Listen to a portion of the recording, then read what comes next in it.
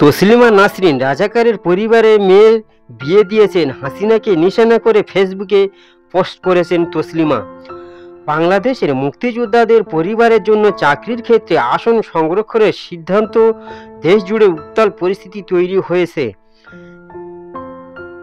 এই সংরক্ষণ নিয়ে প্রশ্ন তুলেছেন আন্দোলনকারীরা। সংরক্ষণ বিরোধী ছাত্র যুবদের সর্বাত্মক অবরোধ, কমপ্লিট শাটডাউন কর্মসূচির জেরে কার্যত স্তব্ধ পুরো বাংলাদেশ। বাংলাদেশের মুক্তিযোদ্ধাদের পরিবারের জন্য চাকরির ক্ষেত্রে আসন সংরক্ষণের সিদ্ধান্ত দেশ জুড়ে উত্তাল পরিস্থিতি তৈরি হয়েছে। এই সংরক্ষণ নিয়ে প্রশ্ন তুলেছেন আন্দোলনকারীরা। সংরক্ষণ বিরোধী ছাত্র যুবদের সর্বাত্মক অবরোধ, কমপ্লিট শাটডাউন কর্মসূচির জেরে কার্যত স্তব্ধ বাংলাদেশ। রাজধানী ঢাকা সহ সে দেশের বিভিন্ন শহরে বৃহস্পতিবার বন্ধের চেহারা নিয়েছে। হাসপাতাল, সংবাদ মাধ্যম এবং জরুরি পরিষেবা ছাড়া প্রায় সমস্ত বেসরকারি দপ্তর, দোকান বাজার বন্ধ। আন্দোলনকারীরা বলছে হাসিনা সরকার নিজেদের দলকে শক্তিশালী করতে এই সিদ্ধান্ত নিয়েছে। পরিস্থিতি এতটাই উত্তপ্ত যে রাস্তায় গুলি বোমা বর্ষিত হয়েছে, ছাত্রদের মৃত্যুর মিছিল চলছে, রক্তাক্ত রাজপথের দৃশ্য রাতের ঘুম কেড়ে নিয়েছে। এই পরিস্থিতির বিরুদ্ধে আওয়াজও তুলেছেন তসলিমা নাসরিন।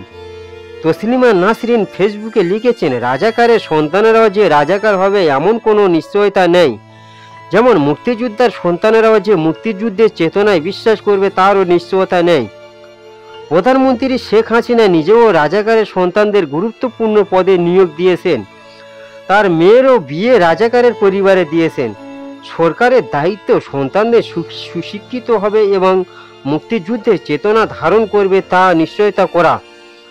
16 বছর ধরে মুক্তিযুদ্ধের পক্ষে সরকার ক্ষমতায় থেকেও যদি এত রাজাকারের আদর্শে লোক সৃষ্টি হয়, তাহলে কি বলা যায় না সরকারের দেশ পরিচালনায় গলদ ছিল? বুদ্ধিজীবীদের দায়িত্ব সরকারের ভুলগুলো ধরিয়ে দেওয়া, তারা কি সেই দায়িত্ব পালন করছেন না?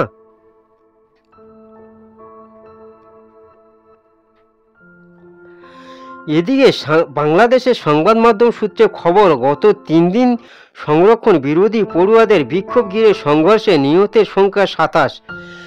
এর মধ্যে বৃহস্পতিবার সংরক্ষণ বিরোধী সর্বাত্মক অবরোধ, কমপ্লিট শাটডাউন কর্মসূচির মধ্যে হিংসায় মৃত্যু হয়েছে অন্তত 21 জনের। তাদের অর্ধেকই ঢাকায় হিংসার বলি। সোমবার ঢাকা, মোহাম্মদপুর, বাড্ডা, রামপুর, যাত্রাবাড়ি পুলিশের সঙ্গে সংঘর্ষ হয় আন্দোলনকারীদের।